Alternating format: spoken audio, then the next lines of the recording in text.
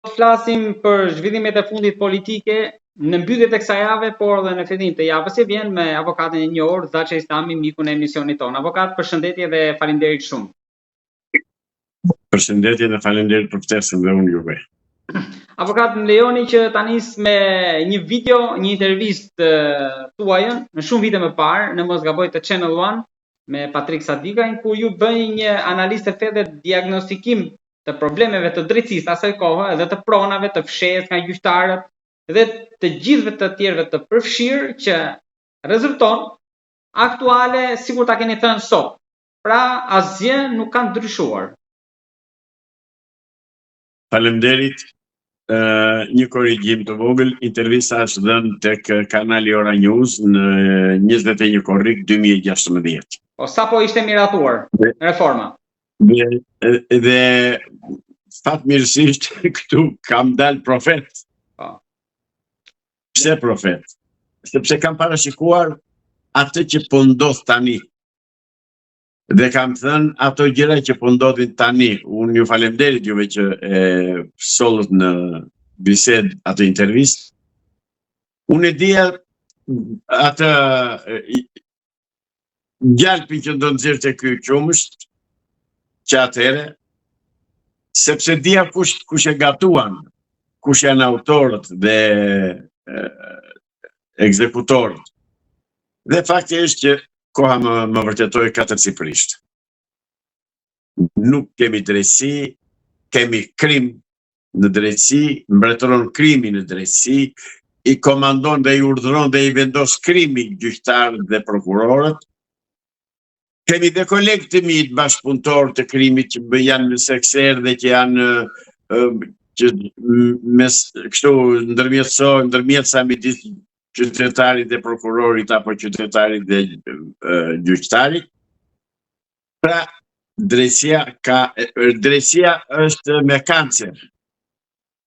Nuk është e sëmurë, nuk është me grip, e ka zënë kancerisht drejtësinë. Nëse e keni ndjekur me vëmendje atë intervistën time, unë atëre kam thënë kështu dhe po e përsëris prapë sot, e kam thënë edhe herë tjera.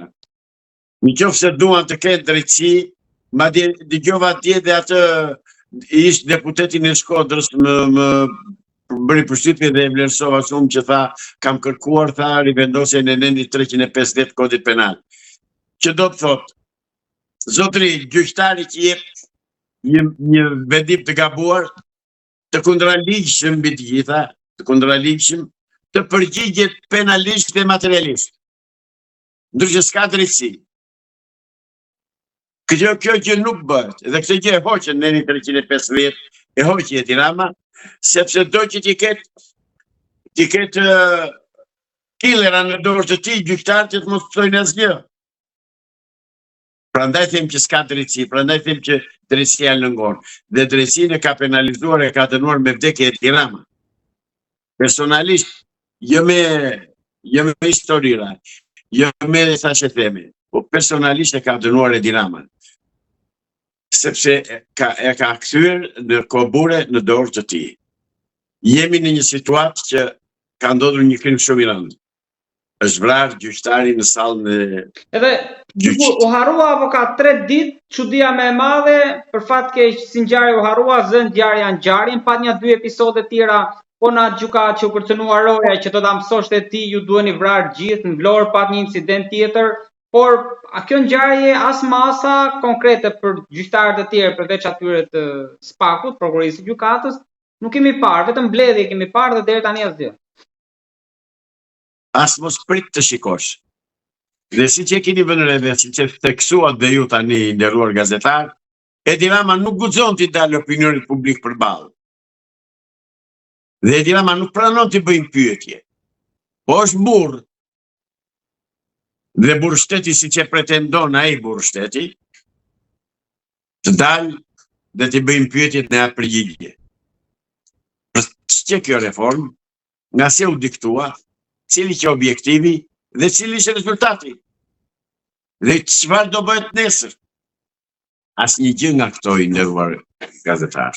Asnjë gjë nga këto. Avokat, duhet bërë një tjetër reformë, mendoni? Jo, nuk ka nevojë të bësh reformë.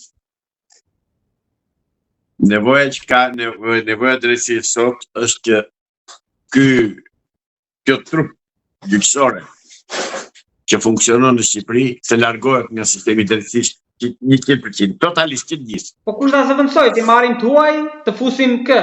Me qindra dhe mira gjyqtar, jurist, avokat të mbaruar brenda dhe jashtë shtetit, që janë të ndershëm, që janë të papërlyer, që janë të pa ndotur nga komunistët shqiptarë. Ka, por komunistët duke dorëzojnë pushtetin dhe pushteti tyre është drejtësia. Dhe drejtësia është kupola e krimit. Unë ja u kam thënë dhe juve në emisionet tuaja, në intervistat që kam dhënë me ju, dhe po ja u them prap, drejtësia është kupola e krimit. Ka qenë një film dikur italian në mos gaboj,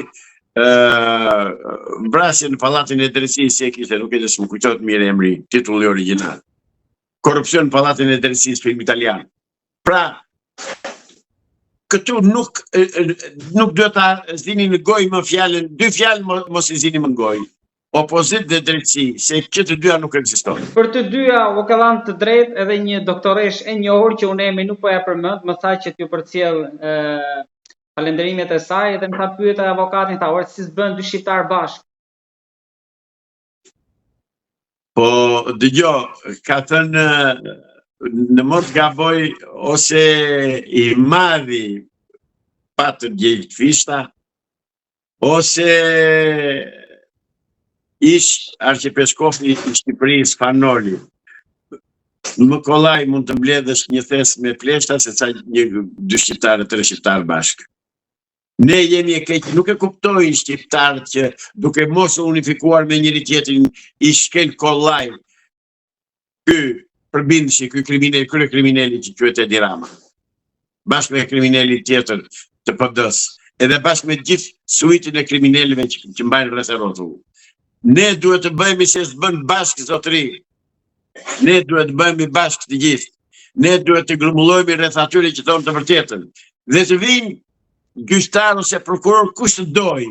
Unë i ftoj në Tyrezë në tavolinë. Dhe të vinë të bëjmë debat në tavolinë. Të vinë ministra, deputet, kryeministri vjen para meje se nuk doj ta ul hundën, se e di që do dalë zbuluar, do lërë dhe breket në sallë, po në studio po që se vjen në debat me mua. Për këte garantoj unë. Kështu që shqiptarët këtë të kërkojnë. Të kërkojnë ballafaqim me aktorët që janë në politikë, që bëjnë ligje, që hartojnë ligje, që ndryshojnë ligje. Po e them vetëm një fakt. Hapni Google-in, kërkoni cilin ligj që të doni ju. Do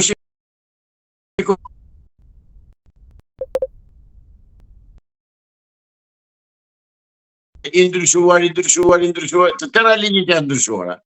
Dhe të tëra e ka ndryshuar në funksion të pushtetit të tij. Dhe Edi Rama nuk e dorëzon pushtetin. Ka mbaruar ajo punë. Sepse Edi Ramën në pushtet e mbajnë mason. Edi Ramën në pushtet e mbajnë anti-shqiptarët, anti-njerëzorët që quhen mason dhe iluminat. Dhe Komiteti 300-ve. Janë ata që detyrojnë. Nga janë pune, Edi Rama është për të ardhur keq, sepse nuk lëviz dot, s'ka nga vete, se pranoi ta merrte atë punë. Dhe me çka pranuar ta merrte atë detyrë, atëherë do t'i dalë zot deri në krye. Do të zbatoj urdhrat e atyre që e kanë vënë aty. Se duhet i themi gjërat ashtu siç janë. Ai e di mirë këtë që të them unë tani. Dhe po që se e dëgjon, e di që do ta vlerësoj dhe do thotë unë e falenderoj, po s'kam ç'i bëj. S'kam që bëj, jo që bëj. Pra, zotëri, Shqipëria është tani një fuqi baruti. Dhe Shkëndijin e parë dha vrasja e gjyqtarit. Nuk jam dakord me vrasjet, nuk jam dakord me krimin, absolutisht jo. Njerëzit e gjejnë ndime siç i do qefi magjistrati, cili do që të jetë ai, atëherë dy duar për një kokë s'ka, mos e çdo humbas më, se pronën e humbi. Atëherë çka ka për të humbur? Pra, këtu në këtë situatë jemi zotëri. Avokat, ju më përmendet dy duar për një kokë edhe prona gjithçka. Më keni thënë për një denoncim që ka ardhur nga Vlora, po për pronat dhe të një projekti pritet ndoshta të realizohet apo nuk e di, po që ndoshta mund të jetë letër. Ju më thoni diçka më shumë. Çfarë po ndodh atje? Të falenderit. Më vjen një informacion nga Vlora që një avokate i ka thënë, i ka kërkuar kësaj zonjës t'i blej tokën që ka në Topallti të Vlorës. Janë këto fshatrat aty te ure mi folit diku aty rreth rrotull. Dhe kanë shkuar dhe deri në Kallarat që të blejnë prona, blejnë toka, dhe duan toka që të ketë dhe ujë mundësisht. Po është del avokati janë s'ke, nuk del blerësi. Po kush janë të interesuarit? Të interesuar janë që futët. Hebrej, që duan të rikthehen në Vlorë, se kanë qenë dikur sa familje që futen në qytetin e Vlorës, tani duan të rikthehen dhe duan të largohen nga territori që kanë tani në Palestinë dhe territorit e pushtuara që kanë në Palestinë dhe të vinë vendosen në Vlorë. Kjo është situata më e rrezikshme që i paraqitet këtij vendi. Ky është rreziku më i madh që kemi tani përballë. Dhe qeveria hesht, dhe drejtësia hesht, dhe policia hesht, dhe gjithë strukturat e shtetit mizerabël që kemi neve heshtin. Prandaj nëpërmjet jush unë bëj thirrje qytetarëve të Vlorës. Qytetarëve pasardhës atyre trimave që e hodhën Italinë në det në 1920-ën. Të atyre burrave që shpallën pavarësinë, të atyre burrave që kanë luftuar me armë dorë kundër turkut me shekuj që nga pushtimi turk dhe deri sot. Ju drejtojmë dhe u them, vëllezërit e mi vlonjat, trimërinë dhe gjoksin tregoja në tani kësaj situate që po tentojnë të tjetësojnë, do të blejnë tokë dhe pasaj do të lënë të rinjë të lipini 4 muret. Pra pas fitanit të paqes tani mund të vizin gjëra thua. Absolutisht që në qoftë se shiten tokat, shqiptarët kanë mbaruar, ai është ardheu, toka është. Toka është ardheu, zotëri. Ardheu nuk është një fjalë naj, edhe abstrakte, jo është konkrete. Dhe konkret është te toka, te burimi, te lumi, te deti, te plazhi, këtu është ardheu. Nuk është e 4 muret e një ndërtese që mund të bësh dhe një pallat, tipo ha pallatin, lipi pallatin. Pra, edhe njerë, ju lutem shumë, të nderuar qytetarë vlonjat, vëllezërit e mi labër të Vlorës, vëllezërit e mi të lumit të Vlorës, qohuni dhe protestoni kundër këtyre avokatëve që sekserë që vinë të hanë drekët juve dhe të tjetërsojnë dhe të nxjerrin në rrugë. Asnjë me të tokë mos shisni. Është krim. Është krim, është tradhti kombëtare. Mos e bëni kurrë.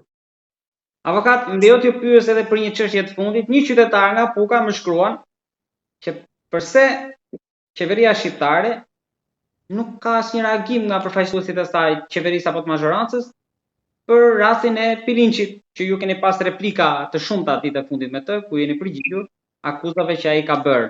Ju si mendoni? Qeveria shqiptare i shkon gjithë propaganda që bën ai kryetari i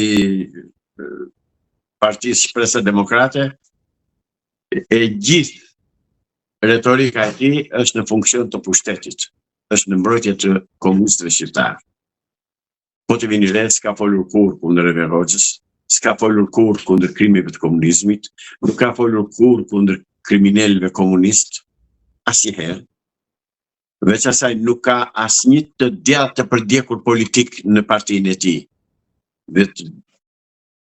Nëse është parti, se nuk e di se sa është parti dhe sa funksionon.